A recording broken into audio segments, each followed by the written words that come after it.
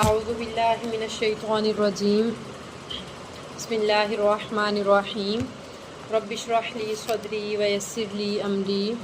واحلل عقدۃ من لسانی یفقہوا قولی رب زدنا علما رب زدنا علما رب زدنا علما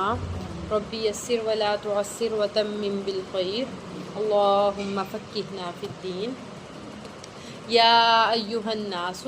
اے لوگو، کلو کھاؤ، مما اس سے جو فی الارض زمین میں ہے، حلالن حلال، طیبہ اور پاکیزہ۔ اے لوگو، زمین میں جو پاکیزہ اور حلال چیزیں ہیں ان میں سے کھاؤ، ولا اور نہ تتبعوا تم پیروی کرو، خطوات الشیطان شیطان کے قدموں کی۔ اے ایمان والو، جو اللہ نے چیزیں حلال کی ہیں، جو پاکیزہ تمہارے لیے چیزیں کی ہیں، انہی میں سے کھاؤ، اور جو حرام کردہ چیزیں ہیں ان کو نہ کھاؤ، جن سے اللہ نے تمہیں منع کیا ہے ان سے دور ہو جاؤ۔ اور شیطان تو تمہیں بہکائے گا، حرام کاموں کی طرف، حرام چیزوں کی طرف لے کر جائے گا، لیکن وَلَا تَتَّبِعُوا خُطُوَاتِ الشَّيْطَانِ، تم نے شیطان کے نقش قدم پر نہیں چلنا، یا شیطان کے قدموں کی پیروی نہیں کرنی۔ کیوں؟ انہو، کیونکہ وہ، بے شک وہ، لکم تمہارا، عدو مبین، کھلم کھلا دشمن ہے۔ عدو دشمن ہے، مبین کھلم کھلا، کیونکہ شیطان تو یہ چاہتا ہے کہ جس طرح اس کو جنت سے نکالا گیا، انسان کے کو سجدہ اس نے نہیں کیا تھا تو اللہ نے اس کو جنت سے نکال دیا، اب اس نے اللہ سے وعدہ کیا اور اس کی کوشش یہی ہے کہ اب وہ اس انسان کو جس کی وجہ سے وہ جنت سے نکالا گیا، اس انسان کو بھی جہنم میں اپنے ساتھ لے کر جائے۔ لہٰذا وہ اس طرح کے ہتھ کنڈے استعمال کرے گا، اس طرح کے پروپیگنڈے کرے گا جس سے آپ لوگوں کو، انسانوں کو جنت سے نکال کے جہنم میں ڈال دیا جائے گا، حرام کاموں کی طرف لے کے جائے گا، حرام چیزیں کھلانے کی کوشش کرے گا، لیکن آپ نے شیطان کی پیروی نہیں کرنی کیونکہ وہ آپ کا کھلم کھلا دشمن ہے۔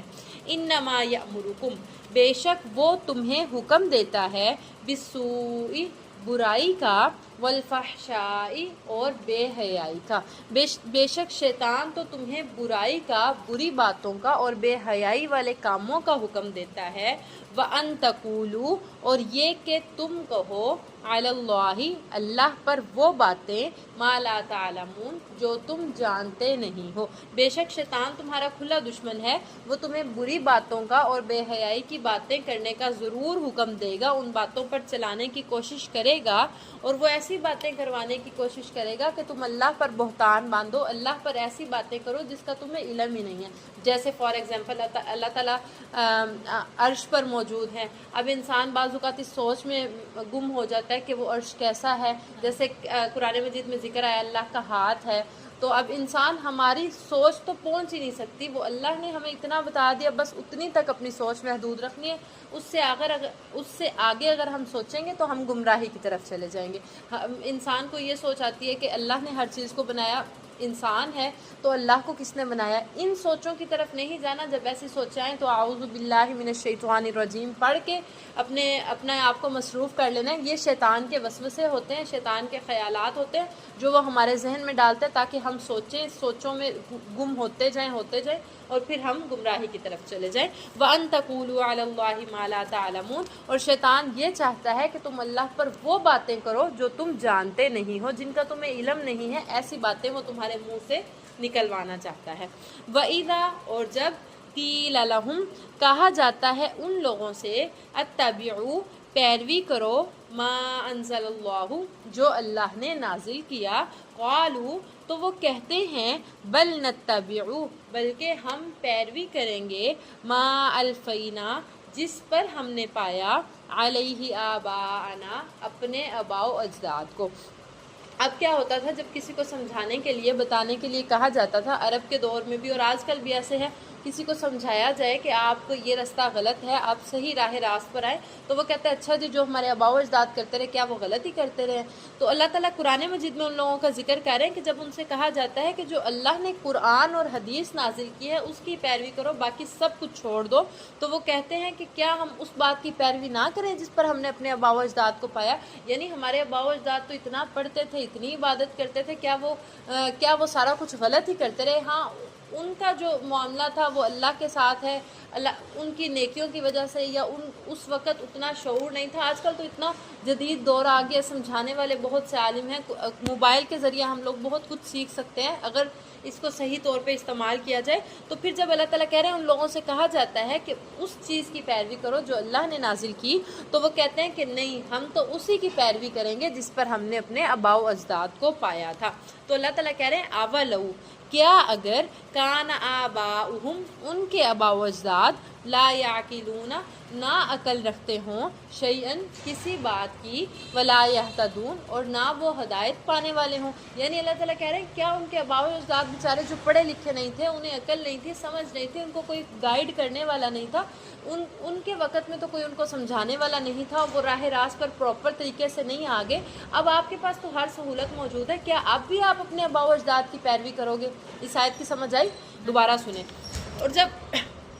جب ان لوگوں سے کہا جاتا ہے صرف اس کی پیروی کرو جو اللہ نے نازل کی، تو وہ آگے سے لیم ایکسکیوزز دیتے ہیں، جھوٹے بہانے بناتے ہیں کہ ہم کیوں پیروی کریں، ہمارے آباء و اجداد نے جو کام کیا ہم تو اسی کو ہی فالو کریں گے۔ تو وہ کہتے ہیں بلکہ ہم تو پیروی کریں گے جس پر ہم نے اپنے آباء و اجداد کو پایا۔ تو اللہ تعالیٰ کہہ رہے ہیں کیا پھر بھی وہ اپنے آباء و اجداد کی پیروی کریں گے اگرچہ ان کے آباء و اجداد عقل نہ رکھتے ہوں اور راہ راست پر نہ ہوں، پھر بھی وہ اپنے آباء و اجداد کی پیروی کریں گے؟ آئی سمجھ؟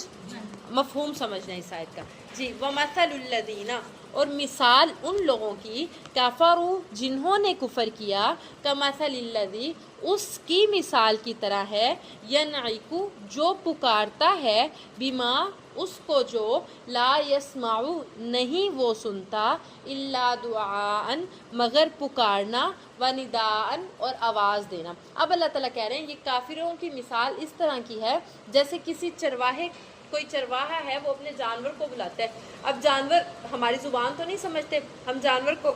کتے کو یا کسی بھی جانور کو بلاتے ہیں، اس کو سائڈ پہ کرتے ہیں، وہ ہماری سننے پہ سائڈ پہ تو ہو جائے گا، لیکن اس کو ایگزیکٹ نہیں پتا کہ میرا مالک، میرا چرواہا جو مالک ہے وہ مجھے کیا کہہ رہا ہے۔ تو ان کافروں کی مثال بھی ایسے ہے، آباء و اجداد جو کر رہے تھے بس یہ اس کے پیچھے چلتے آ رہے ہیں، نہیں پتا کہ حق بات کیا ہے۔ اگر حق بات ان کو بتائی بھی جاتی ہے تو یہ گونگے، بہرے اور اندھے بنے ہوئے ہیں، آنکھوں سے دیکھ کے بھی عمل نہیں کرتے، کانوں سے سن کے اس کو سمجھنے کی کوشش نہیں کرتے، اور دل سے بھی اس کو تسلیم نہیں کرتے، حالانکہ حق بات ان کو بتائی جاتی ہے۔ تو ان کی مثال، کافروں کی مثال اللہ نے اس چرواہے کی طرح دی ہے جو اپنے جانور کو پکارتا ہے، آواز دیتا ہے، لیکن جانور صرف اس کی آواز کو سن رہا ہے، سمجھ نہیں پا رہا۔ تو ان کافروں کی مثال بھی ایسے ہے، یہ اس دین پہ چلتے تو آ رہے ہیں، اب ان کو سیدھا راستہ دکھایا جاتا ہے، حق بات بتائی جاتی ہے تو وہ اس کو سمجھنے کی کوشش ہی نہیں کرتے۔ آگے اللہ نے کہہ دیا سمم، وہ بہرے بنے ہوئے ہیں، بکمن، گونگے بنے ہوئے ہیں، عمیون، کیا ملیں گے،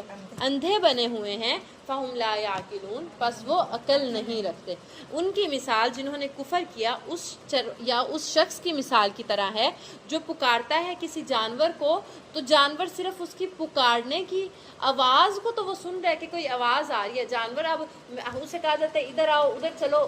وہ یہ نہیں سمجھ رہا۔ ہاں کوئی ٹرینڈ کیے ہوئے اپنے جانور ہوتے ہیں پھر وہ سمجھ بھی لیتے ہیں، اس کو ہماری آواز تو جا رہی ہے لیکن اس کو ہماری بات کی پراپر سمجھ نہیں آتی، وہ ہمارے کہنے پہ ادھر ادھر تو ہو جاتا ہے لیکن وہ ہماری آواز نہیں سمجھ سکتا۔ تو اللہ تعالیٰ کہہ رہے ہیں کافر بھی ایسے ہیں، اپنے آباء و اجداد کے دین پہ چلتے آ رہے ہیں لیکن بہرے بنے ہوئے ہیں، اندھے اور گونگے بنے ہوئے ہیں، عقل نہیں کر رہے کہ کیا صحیح ہے کیا غلط ہے۔ سمجھ آئی؟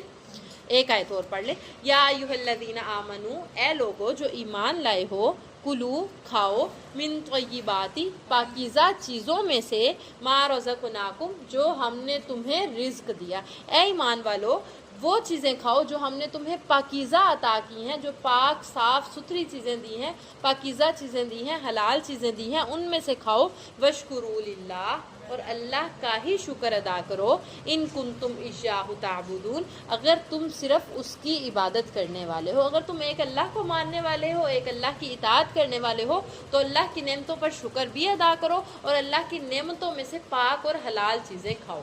جی سمجھ